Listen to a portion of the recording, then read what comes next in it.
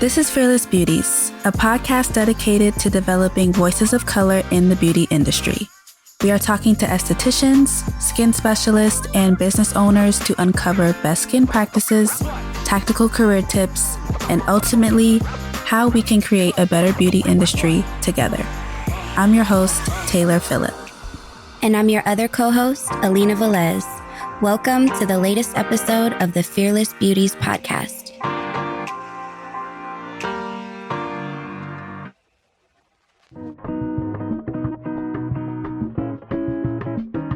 We are back for season 3, y'all. OMG, I am so happy to be back. We have so much to talk about, so many topics to discuss, so much tea to spill. We're back. I am Taylor, your host, also known as Taylor Budgets. And I'm your co-host, Alyna Velez, your certified advanced esthetician and educator. I'm so happy to be back, man. Taylor, we had the most magical time for our live launch, right? For those who don't know, I live in Orlando, Florida. I flew out to Portland, Oregon, the good old PNW, met with Alyna for the first time. I could touch her. I could feel her. Amazing. Yes, girl. Yeah, and we did a live launch podcast right in front of the student body of Spectrum Advanced Aesthetics. It was truly dope. It was. I'm excited for everybody to tune in. It will be on YouTube too. So we did like a live stream so you can see us if you wanted to tune in that way, or, you know, your podcast app. But see the true beauty of Fearless Beauties. Yes. Yes. Along with Alyna and I, we were also graced with the most talented Skin with Ralph Cole and also Beatrice Van. Like it was amazing. Just to let y'all know, we did not know where this podcast episode was going to go. We all just spoke from the heart. It was very organic and there were some tears shed for sure. So I really hope you all enjoy it. And if you're able to catch it on YouTube, I hope you're able to see just the marriage of all of us and the relationship that we all have on camera. So yeah, I hope you all enjoy.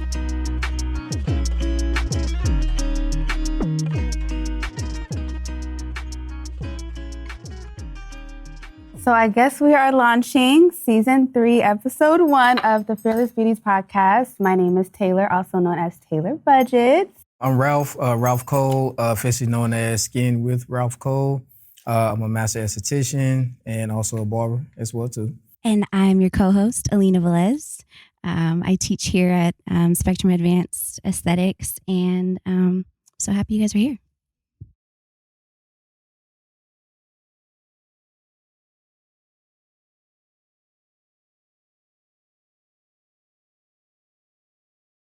I didn't even give my little spiel, but Taylor Budgets, of course. I guess if Mary were to tell you, I'm the budget expert. So I basically focus on low-income budgeting for small businesses. And yeah, just created my brand pretty much organically. And I just found a need in the community. So I'm excited to tell y'all a little bit about it today. But I guess we can get started today just on like how we all started in the aesthetic industry. Me, I'm not an esthetician, but I'll talk about budgeting and we can go from there. Yeah. I'm really excited to hear Ralph Cole's story. So will you kick us off? Sure. I will say ladies first, but my story actually starts from when I was a kid. Coming home, my mom, she worked double shifts at the hospital, but on the side, she used to come home and do hair for extra income. So for me, I got stationed actually in Tacoma. I'm from North Carolina originally. Country boy, small city. Got stationed in Tacoma. Was in the military one day in the barracks. I just needed some extra money. So started cutting hair there in my barracks room. I never messed no one's head up, but I could always do better. But it was one day till I saw that I was getting kind of good, so wanted to go to barber school. When I got into barber school, my barber instructor actually took me down to LA to like this huge like underground barber convention and everything, right? There I met some amazing barbers. I met Tupac and Biggie barber. I met barbers that travel all over the world. And it got to a point to where I wanted to make a more exclusive experience for my clients. So wanted to go back to school to become an esthetician, but also too, once I did get into the industry and the program, I saw that there was a stigma attached to men specifically in the skincare industry, to where, you know, if you're a man that's doing skincare, people automatically assume that you're gay. It's nothing wrong with that, but just as soon as people say it and people automatically assume that, that's not cool, you know? So with me being a straight, masculine, heterosexual male that's also Black with locks and a beard, I don't look like the stereotypical everyday guy. Yeah. So me becoming an esthetician, you know, I wanted to come off and, you know, help guys to learn more about different services that we can get, and just introduce the world to other opportunities. Love that. Thank you. I guess I'm next. And I've never actually shared my story like publicly, so I'm a little nervous but excited. So for me, it goes back about 12 years ago. And it runs deep because I feel like I left behind a life that I thought that I wanted to really elevate to my true calling of aesthetics and teaching aesthetics and being a healer, honestly. But for me, my first love was basketball. So I I grew up playing really competitive basketball my whole life, really until I graduated high school. Graduated high school, went to get my basic aesthetic license. And just that period of my life, I felt like I was just infatuated with the wrong things, just wanted to live a fast lifestyle. And so I truly was just kind of lost in the sauce. And you lost in the sauce. And I just realized I'm not about that life. That was kind of my first awakening, I guess you could say. I just remember thinking back, like, I'm worth so much more than this. And so I started applying for cosmetic jobs, and I ended up getting hired on as an on-call, like, beauty clerk. And I spent the next, 5 years of my life kind of working up the retail ladder, ended up becoming a business manager for one of the cosmetic counters. And I grew that business. And it was something I was really proud of. And I feel like that's where I got closer to my purpose. And I loved that I was bringing people joy through skincare and makeup, but I still felt like I'm worth so much more than this. So fast forward, I went back to school. I went to Spectrum Advanced Aesthetics, and I got my advanced certification. I graduated. I moved away for a couple years from my hometown, worked for a couple med spas, started my own business, and then things really just kind of came full circle when Mary offered me the teaching position here, because I just felt like all the trials and tribulations in my life, the good and the bad, it all transferred over to who I am and where I am today. So, for example, I brought up basketball in the beginning because I felt like those were kind of my first lessons in life with being disciplined and being a good leader. I felt like being lost in the sauce taught me who I'm not and what I stand for. I felt like when I started managing the cosmetic counter, it taught me, how to build a clientele and numbers. And then meeting Mary while attending Spectrum, she really taught me that we do need to use our voices to elevate this industry. And she also taught me that my gifts are valuable to others. So here I am. Me up over here. I know. Of course, I'm not an esthetician, so I guess I can just tell my journey from how I started in the budgeting industry. But I had my beautiful daughter, 2019, and at that time, before I had her, I quit my job. I moved out of state, just kind of to start a family with me, her, and her dad. That didn't work out, obviously. So I came back home. And I didn't have a job. I was like, I just had a baby. I think she was less than a month old. And I was in the kitchen, and I remember telling my mom, Mom, I need money. And I remember she reached out to me. She said, your dad told me about this lady who needs someone to help her with social media. And I was like, okay, I don't know anything about social media, but sure, I'll meet her. And I remember my dad gave, I think, Mary my email. She emailed me like the same day, offered me the job the same day. And I remember being in my kitchen like shouting like, yes! Because I was like, I have a job, I get to work from home, take care of my daughter. And it was truly a blessing without crying. Like Mary has truly just been just amazing in my life. But I've been working for her for, Mary's already crying. So yeah, Mary didn't know diddly squat about social media. For me, I was like, I don't know anything, but just the confidence someone has in you, it's like truly empowering. So I just started doing her social media, not knowing what I was doing, but I kept doing it, and it was just a blessing to have that income. Just as a single mom, like I could just take care of my daughter. Of course, 2020 hit, and the big pandemic. So grateful to still have a job, like period, spreading this message, and all throughout that year, just as a single mom and like not knowing, there was just something missing in my life, and I was like, what is missing? And I realized it was not knowing how to manage my money, because I was like, one day I want to move out. One day I just want to take care of me and my daughter like on my own. I was talking to a friend of mine, and I was like, I really just want to start out 2021 in my bag, like just knowing what I'm doing with my money. And she was like, have you heard of the Budget Mom? And I was like, no. Have any of you heard of the Budget Mom? Oh my gosh, okay, she will change your life. But I heard, she told me about the Budget Mom, and I binge watched all of her videos on YouTube, and it just changed my life. She taught me about budgeting, low income budgeting, how to save, pay off debt, how to still live your life and not, because I feel like there's a stigma around budgeting, like it's restrictive. Like once you budget, you can't have any fun. You can't go on vacations. You can't go on a shopping spree. You can't do anything because you're budgeting, but that's just far from the truth. So I started learning how to budget on YouTube. And then I said, you know what?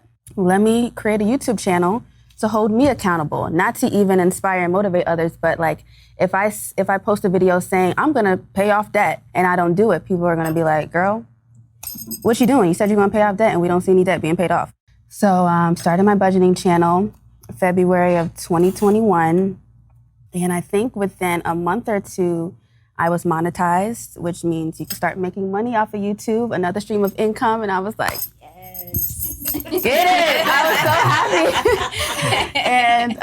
happy. And then, yeah, I just kept growing from there. And just, I think I went from 500-600 subscribers to like 50,000 in like a few months. And truly couldn't even tell you how that happened, except for just blessings on blessings and grace, and just like staying consistent, staying in my lane, which I'll talk about later, but like not comparing yourself to no one, and truly knowing what your passion is and going for it.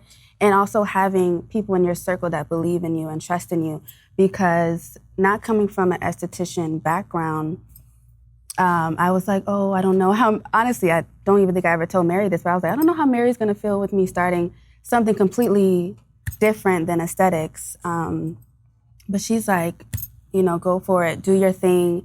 And I just truly, truly appreciate Mary for allowing me to branch out on my own, but still represent Fearless Beauties in the way that I do, and bringing like a sector to Fearless Beauties that I think is needed. So other than that, that's just how I started into the budgeting community, and that's why I'm here today, to teach y'all how to budget, because we need it, okay? We do. I wish I had you 20 years ago, because I just started it probably about 8 years ago, and I always tell my students that, if I knew these tools, had these tools earlier, my life would have been a little bit easier. Not a lot, because I'm a hustler, so it wouldn't be very much of a difference, right?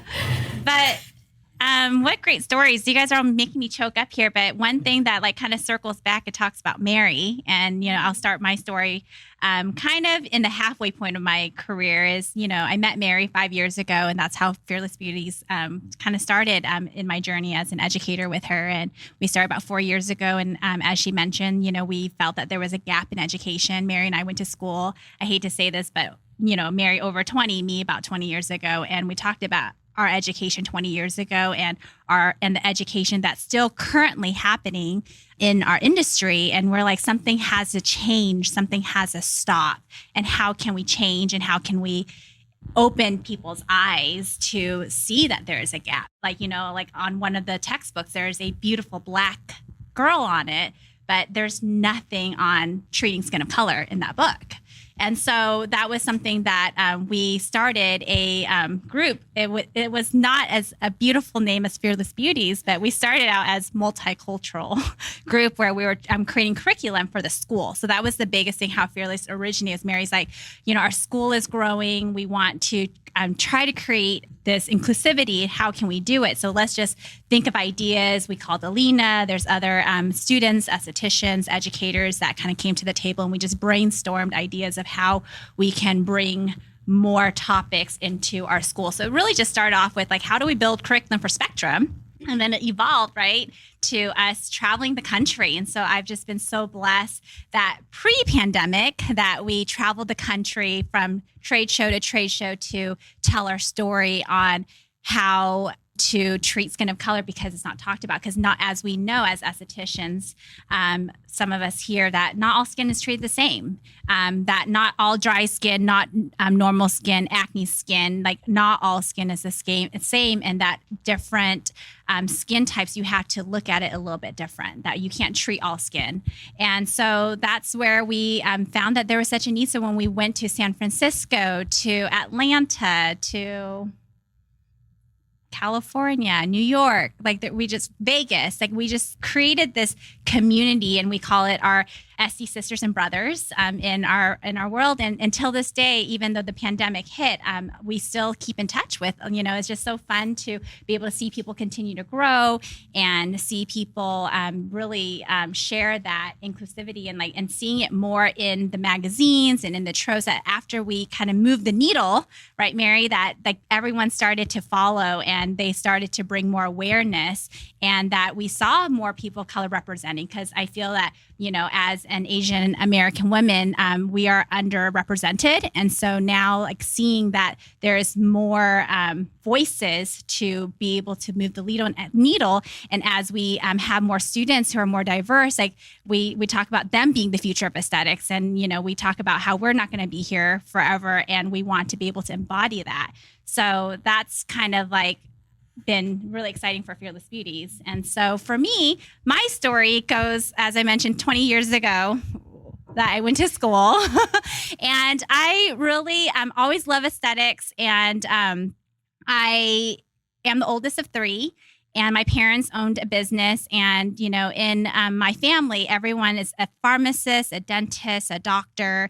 And that was kind of the path that my family also wanted me to go along, traditional college and become a pharmacist. I really did want to do medical. I went to a high school in Portland called Benson High School, and I was in the health program. And so I was always embodied that health concept of wanting to do something in the health field. So I did go to college and go into biochemistry as well as business, and wanted to be a doctor. But then I stumbled upon medical aesthetics when I was in my early young adult years. And I was a receptionist there, and then became an esthetician in medical spa. And from there, I kind of, like as Alyna was saying, moving up the ladder, I thought that moving up was where you wanted to go, but I just didn't find fulfillment in those 6 years. And I just felt like I was still missing something. I was making really good money. And so then I kind of shift gears. I was in the Pearl in downtown Portland, and this big banner was saying Aveda Institute enrolling now.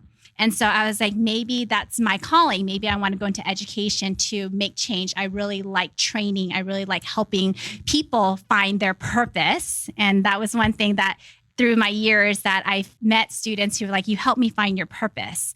And so that's where education came. And I found the love of education, and I'm going on 15 years in education. And along that path, I met Mary as Oregon grandfathered medical aesthetics. And that was kind of full circle. And I went from bringing a holistic aesthetics into advanced aesthetics and kind of intertwining both together. And in my 5 years with Mary, I've grown so much, like being able to help her with Fearless Beauties, the start of it, creating my Beauty by B, my side hustle, as I mentioned, like hustling it. And also along the path during the pandemic, created a skincare line, and being here full time at Spectrum. And, I think everybody on this panel, we talked about Mary, who is, she calls her the SD godmother, and she truly is a godmother. I think like her believing in every single one of us and letting us find our strengths and our dreams and help being that person to push us to our fullest capacity, and never telling us it was wrong. Even if it wasn't a part of her business, she still wanted us to grow. And I think that's how I, like, every day I come to work, I feel so blessed, feel so grateful and humbled to be a part of her team. Yeah, well, like B said, I didn't know that I needed this podcast, but Mary saw something in me, and I do feel a responsibility now that I have the baton and I have the microphone to explore untouched grounds, but it's just, this is my first time meeting Taylor in person, by the way. She lives in Florida. We've been doing podcasts. There's a time difference. So it's just, I'm able to connect with people, all over the world. You guys are one in a million, and we get to, push the needle forward and do what we do best and collaborate, and I love it. I think one thing I love about Fearless Beauties is how unapologetically we are. When I first started the podcast, I was like, okay, let me be this sweet, like, chill it out, like, calm down, like, don't say too much or do too much. But then, like, Mary would do the podcast and she'd be like, I have white privilege and this is not right and we need to start doing better. And I was like, okay, so this is where we at. Like, this is where we at. So she has taught me that there's growth in the uncomfortability, and you kind of have to get out of that and speak your truth and say things that people aren't saying in this industry. Like, well, and we had, sorry to interrupt, but we had Mary brought in Tosh Baker, and she presented and said so many amazing things. And one thing that stuck with me that she said was that you have to choose. Like, you have to choose and stand in your truth. And it's not everybody's going to like it, but it's yours and it's your truth. And you do have to choose. And I've myself too, I came into it kind of soft, and I don't want to step on anybody's toes, but it's like, dang it. Step on toes. Like, we step on toes. So, yeah. I'll say that from the episode that I did, there was a couple of guys that actually reached out to me that was interested in, they told me that they actually been wanting to become an esthetician and everything. And like, since they saw like another male is in the industry and everything, like thanks to, Fearless Beauty podcast and everything, like they joined schools and graduated since. So. Yeah, and I think that's the beauty of Fearless Beauties, right? Is always connecting, always sharing, inspiring. That's our goal, is to inspire people to, and show them that the possibility in this industry is there. Because very similar to, like, as an Asian American woman, like, and a lot of the culture is like I mentioned earlier, a doctor, a lawyer, a surgeon, and so I've had a couple Asian American women reach out to me as well, and it's like, why I'm so hesitant. Like, is there money? Is there, my family doesn't want me to go to school. And I think it's not just Asian, but I think it's our culture in general, is that as a beautician or cosmetologist, like, there is no money in this industry, but there's so much money. Like Mary says, like, there's bad skin for everybody, right? And so I think that's where this community, where we're here to show people that you don't have to move up a ladder. And that's something that I learned, like, really late in my career, is that you can just keep on moving forward and have that abundance in your life. And having a vision of where you want to go too. I didn't know how much detail about stories that we was gonna go into, but y'all did it. Just a quick story. When I was in barber school, I actually did a vision board for where it was that I wanted to do and achieve in the industry. And on my vision board, I put 5 goals. And those 5 goals was opportunities that people within the industry usually don't get until they're like 15, 20 years in. But for me, being a brand new student and everything, I say, you know what? Before I even graduate, I'm gonna go ahead and work on my brand. I'm gonna go ahead and work on, my experience. I'm gonna go ahead and work on what is gonna set me apart from every other barber. And also too, I'm gonna put up there that I wanna be featured in magazines. I'm gonna put up there that I wanna cut celebrities. I wanna travel the world through barbering. I wanna have my own products. I wanna do this and everything. And when I showed my vision board to people in the industry, they actually laughed at me and said, because I said I want to achieve all of this within my first 2.5, 3 years. And they said, Ralph, that's not gonna happen. They told me no, like laughed at my face and everything.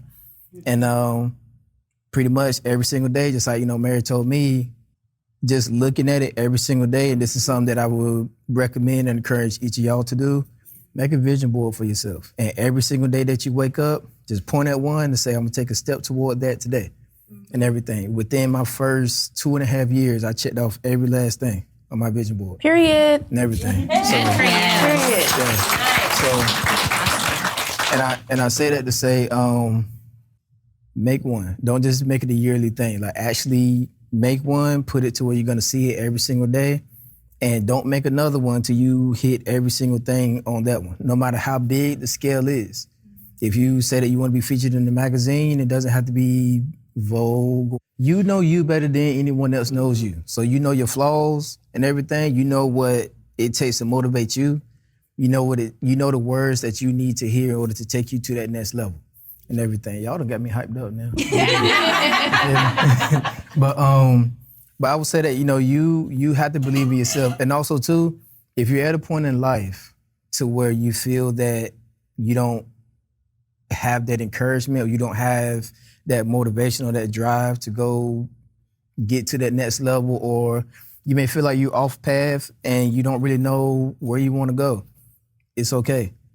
It is okay. Come to events like this, reach out and talk to people, ask for help. Ask for help. Don't be afraid to ask for help. That's the no pun intended, that's the most beautiful thing. You gotta be fearless. Be a fearless beauty. You see what I did? But don't be afraid to ask for help. Once you get to that point to where you're okay with asking for help, you're gonna see doors continue to open up. You're gonna see things happening. You're gonna start seeing yourself around people with the same vision as yourself and everything. So that's my 2 cents. That's it.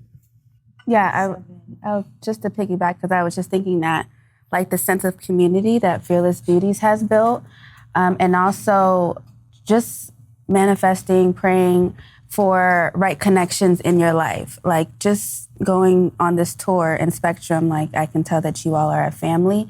And even after your time here, y'all will have this family. Mary, just gravitate towards people who want to see you win. Not just you, but you want to see them win as well. And Ralph and I were talking about that last night, and we were saying that if you have a goal for your future, like something as big, like my goal, I really want to see myself in Target, like one of those Black-owned brands in Target that's producing stationery and budgeting items. And that's just, and I want to also open like my own storefront for stationery and budgeting. And I think it would be dope to see a Black woman behind that counter. I don't see that often, but it's also, you have to put yourself around people who see that vision for you as well. There's people in your life, family and friends, who will say, how are you gonna do that? Or just putting all this doubt into your life. We don't need that energy. So sometimes you just have to leave those people behind, honey. And they family and they friends. And period. Like, it's the truth. It's the truth. If they don't see your vision, like you can just unapologetically and respectfully say, You don't see it, but I see it. Don't put what you don't see into my area. You stay over there and watch me win. And they'll watch you come up and then watch them be like, okay, hey man, I didn't know you were gonna do all this. Is there anything I could do to help? So all the time. You getting personal. No, it is personal. It is personal. It is, and you just have to do you. Put yourself around people who love, respect, support you. It can be a lonely journey, or it cannot if you choose to come to events like this and get connected with the right people, right? But there are going to be lonely times, and in those times, be strong in your vision board. Be strong with the thoughts that you tell yourself, and be true to you. That's kind of my thing. Can I say something about your sauce? Yeah. All right. So y'all know Kobe Bryant. So me, I'm a perspective guy. Like perspective and mindset controls everything, no matter what it is, right? I heard, and I'm gonna get to your sauce at the end of it. I just I build it up. Yeah, I got to build it up.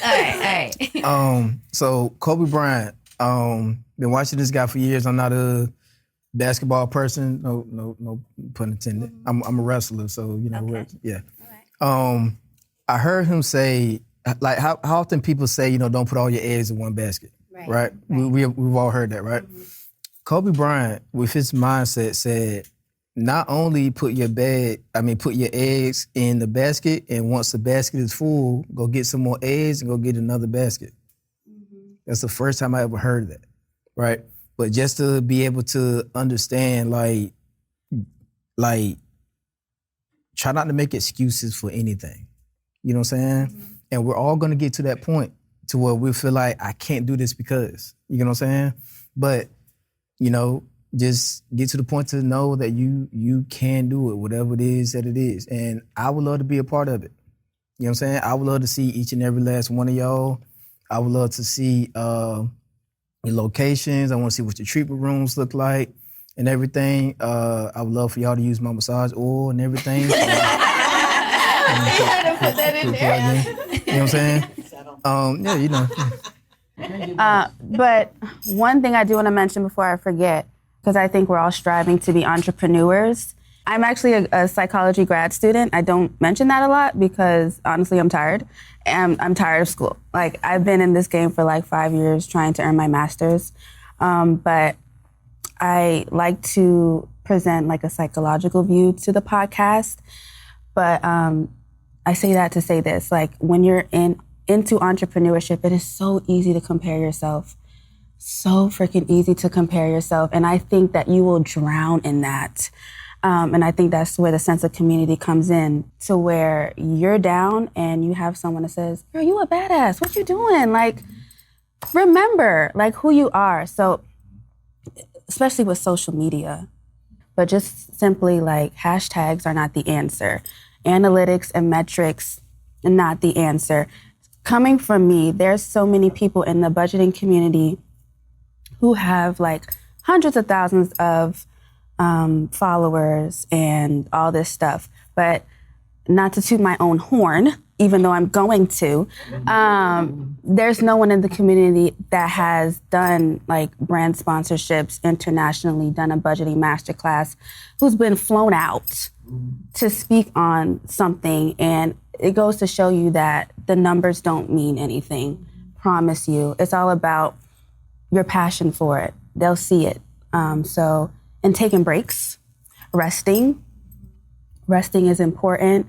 And entrepreneurship is not a grind, hustle, sleep when you're dead type of thing. It's you have to listen to your body. You have to listen to your mind, and you have to mute certain people on social media. You have to unfollow certain people on social media that are making you feel this type of way. So just letting you know that comparison happens. It's a real thing, but just remembering who you are, knowing your worth, and seeking that help from other people, whether it's family, friends, peers. Yeah, and I think, like Taylor really nailed it. I think you just have to be your organic self, and people will come regardless of your numbers. And I think that that's something that I learned along the way too. Is like I just like was posting really random reels this last couple of months, and people liked it. And because I was being a person that people didn't see before. So I think that's the biggest thing, is showing who you truly are and what you truly believe in.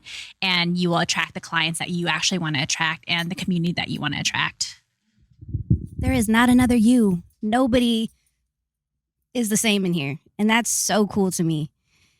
And I also just wanted to piggyback off of what Taylor was saying, but like finding your pace, like that's been my life. Yeah, that's been my life struggle, is just finding balance, finding harmony, and finding my pace between life and work.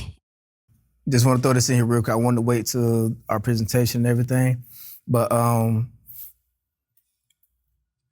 as a veteran, my first 2 months out, and here's another reason why I went into the industry that I went into for barbering prior to aesthetics. My first 2 months out of the military, August 2016, I was actually homeless. And it's a sad thing, not to get too political, but it's a sad thing that here in America, about 60% of the homeless population is veterans. And for me, luckily, barbering was the only thing I had to fall back on. Was at the shop every day, first one there, last one to leave. Client sitting in my chair, didn't know that I was homeless. Even the barbers that I was working with, no one knew. But with my clients coming to me, sitting in my chair, and talking to me about their problems, compared to me not having nowhere to go after this.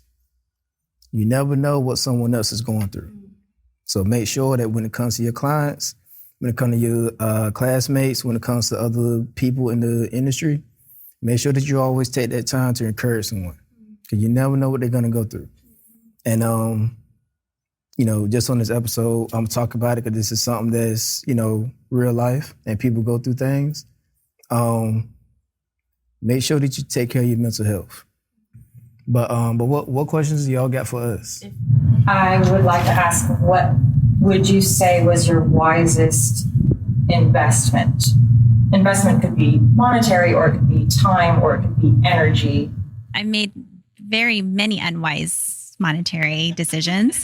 I would say, wow, that's a good question, Adriana. I got mine. You got yours? Okay. Come in the spectrum, that's for sure. Yes. Yeah. That's a good one. I like that. I think for personally, therapy was a good investment for me, because I'm big on doing things that make me uncomfortable. And therapy was one of those, because I don't like talking to people that I don't know. But I think it's truly important, and it doesn't have to be a licensed therapist. It could be a friend, family member, one of us. And I think it's someone who's not gonna judge, someone who really doesn't know who you are, but just wants to listen to you. I think that was a good investment I made. But monetarily, I would say my individual retirement account, because I'm trying to retire now. So I think it's important to open up an individual retirement account. Even if you have a 401k, get another retirement account. And yeah, I think that's probably a good investment to make. That's my answer. I would say I'm very similar. I would say a couple of things was, I told you guys, I wish I had Taylor earlier on my years to learn a budget. But I would say my financial, having a financial advisor. So helping me work towards my retirement early. So as you guys have heard, a lot of you guys heard my journey, but if my husband and I really wanted to retire, we could probably retire within the next 5 years if we wanted to. And so that's just something about financial freedom and what that means. But I do love my job so much that I told Mary if I ever left, she would have to yank me out. And then I would say the second is also my marketing manager. I know nothing about marketing. I know nothing about SEOs and Google Analytics and any of that. So I recently hired a marketing manager and a social media manager to help me grow my skincare line. I would say my investment I would say transferring my business from Seattle to North Carolina. I would say getting my building, getting my brick and mortar in Durham. Got there January last year. Had no clue about, like, imagine you just up and throwing the dart at the map, and that's the city that you moved to. That's what happened to me. Like, when I got to North Carolina, I was sleeping on my cousin's couch, until I figured something out. I didn't know anyone. I didn't know what the market looked like. I didn't know anything, right? Got there in January, and I got my building in March. I went in there, it was nothing but green carpet. So imagine, like, you walking through here and seeing none of this stuff, and it's nothing but green carpet. That's what I was working with. But then I walked out, and I had a quick, like, split-second flash, and I seen a line lined up all the way to the parking lot, and it went away. I'm like, whoa, okay. Maybe this is meant for me to get this. Since I've been having it within this past year, I've learned so much about business that I didn't know. No one has ever even said anything to me about it. But if I would have never made that initial investment to take a chance on myself, so much stuff. Like, I got papers that's stacked up with, like, stuff that I learned and that I still need to apply. But if I would have never took that chance on myself, so much of this knowledge and experience I would never be able to get. So I would say that's mine for me. And like she said, it's gonna be a lot of investments that you're gonna do that's you be like, whoa, why did I do that? Right. But that's life. Yeah. You learn from it, So yeah. Anyone else got a question? Okay, since you're all big dreamers and go for your goals, I'd like to know where you'd like to see yourself in 5 or maybe 10 years.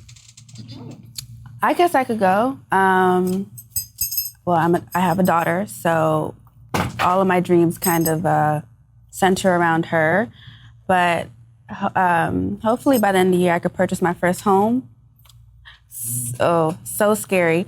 But I also, like I mentioned earlier, I want to see myself in Target, and I want a brick and mortar, and I want to have a stationery and budgeting business, and I want to travel the world and teach people how to budget and stuff. And it's crazy because I think Ralph was saying that it just fell into my lap. Entrepreneurship fell into my life. I was like, I want to be a corporate baddie.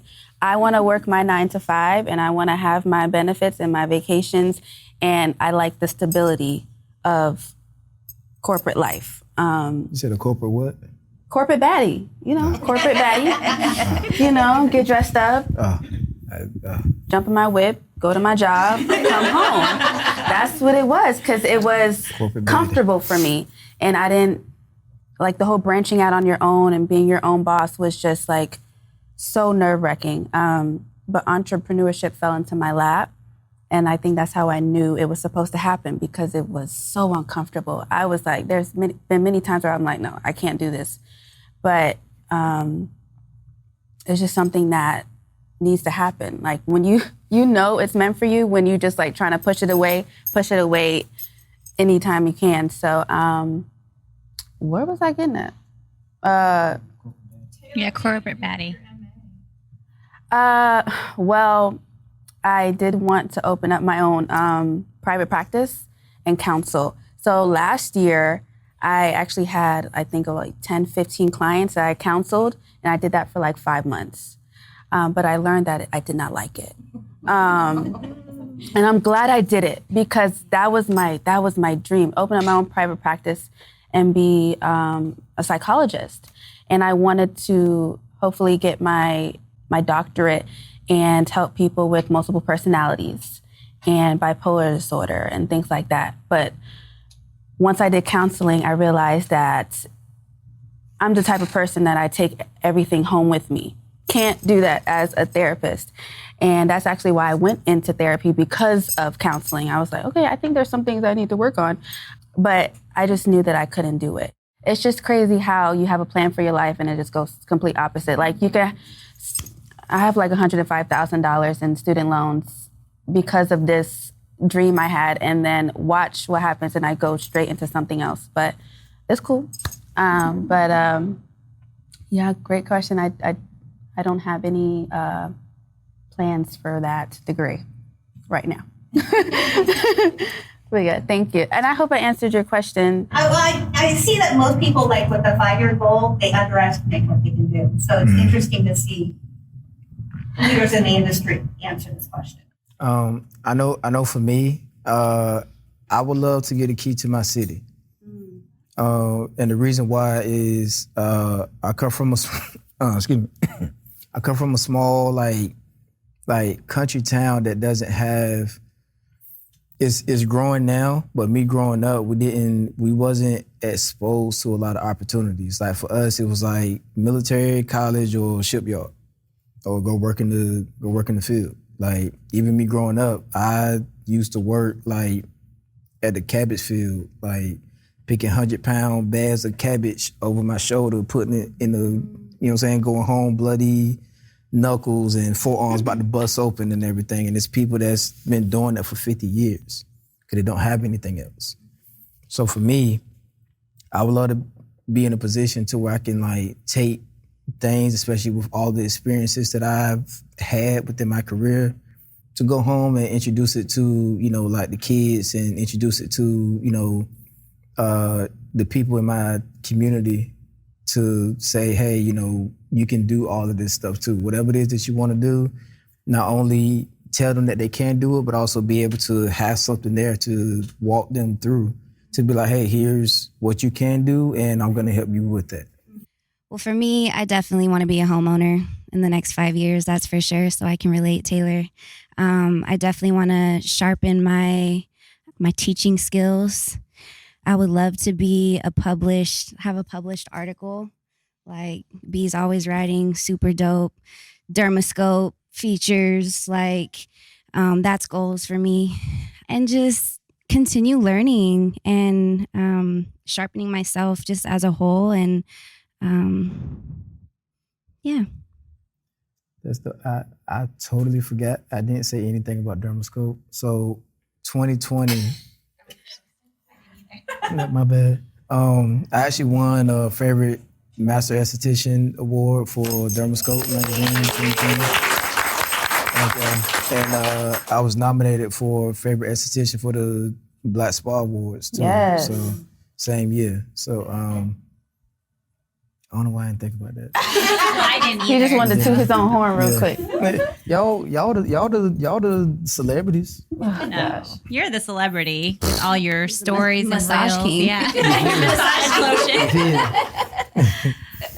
Yeah. Well, for me, I would say in the next 5 years, I definitely, as crazy as it sounds, I do want to scale down on my business. I am in the works of scaling Beauty by Bee down and slow down on services. And I know I've been saying this to Taylor for a while now, and it never happens.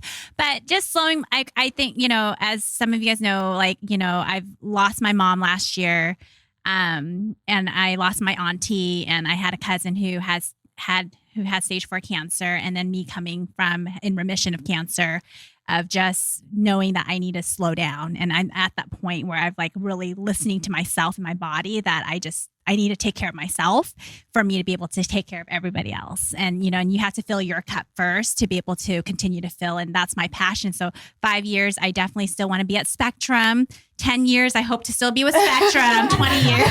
But, you know, really focusing on my glow line. That's why the marketing manager and the social media manager kind of came in this year to help me look at e-commerce and like really build my skincare line more virtually and more organic sales without my supporters here in Oregon and Washington.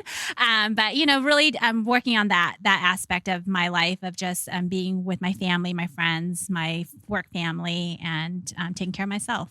So I feel like you guys really hit on, like, Fearless Beauties has really kind of moved the needle as far as inclusivity. Where would each of you like to see the conversation focus over the next few years as far as Definitely. Good question. where you want to see that needle move even further? Because I think everybody kind of has a different view on where they want it to go. I would like to see more collaboration over competition.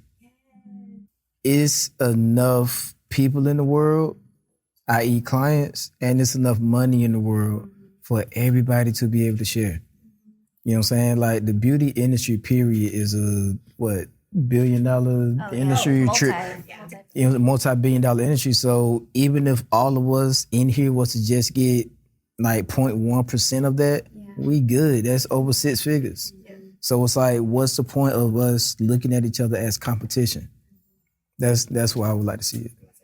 I think it'd be cool to like have a couple of people. Like I know in season 1, you guys like kind of like interviewed people. I wasn't on season 1, but I think it would be really cool to like have people from the industry in different places, in different roles, you know, behind the scenes, in front of the camera, creating skincare. I think it would be dope to hear from people themselves. I would like to see like national conferences, like Fearless Beauties takes Australia, or Fearless Beauties takes, and like let's build our brand, and like I would just like to just spread our brand awareness, and that's pretty much it. I just want to take us international, and also like I mentioned, like I'm not an esthetician, but I think it's important for everyone to learn how to manage their money if they want to become small business owners. I don't like to say small business, I like to say big business, but like big business owners, and just bringing some therapy in there. Like I think there's so many things that we can bring to Fearless Beauties, just like branching out to different things, like mental health, like Ralph said. Like we need like a whole board of directors. We need like someone in Europe and someone in India and that's what I'm saying. It's Yeah. a different perspective Just everywhere. like Jamaica. Exactly. Caribbeans, like like everywhere. Like I want the world to know who we are, because it's more than just skincare based. We talk about being a fearless beauty like inside, right? So I think we need to expand more on that.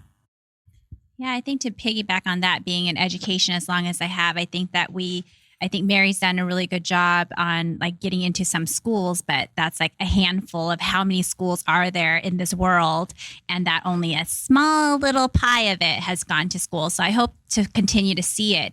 I was talking to Mary about this in the car, but not to like put myself in Spectrum, but I would love to have like a curriculum based off of finance and budgeting. And once you leave here, you have all the knowledge, like what Mary was giving us a tour, like you have all the knowledge you need once you leave Spectrum. But do you know how to manage your money? Do you know what investments accounts, like what to invest in? Do you know credit card accounts and like checking savings? And do you know like how to manage your business if you want to do a brick and mortar? All that. So don't you think that's just massively missing everywhere? It's everywhere. Missing. High school kids are graduating not knowing how to manage money. Right. Or go to college unless you're a finance major. I mean, it's like it's such a huge component of things, and it feels like it's missing from every level of education. Yeah, and Mary was saying that like some people don't even know how to write a check, and I understand like checks are not a thing, but you need to know how to write a check. So just certain things like that. Like I know back in, like my mom was telling me back in her days in school, they had home economics where they taught you how to sew and write a check and cook. And like, we don't know how to do that. So people need to have financial literacy, and like even if you're going into marriages and building a family, like you need to learn how to manage your finances. Like 64% of Americans live paycheck to paycheck. Why? That's not the lifestyle we want to live. So just offering more education, especially in communities of color, I think is important. Yeah. Well, I guess this podcast, I think, was very enlightening, empowering to not only me, but hopefully to all of you. This podcast for people that love skin, and if you are a fearless beauty, you are a fearless beauty. Mm-hmm. That's a shirt. That's a shirt. That's a shirt. Yeah.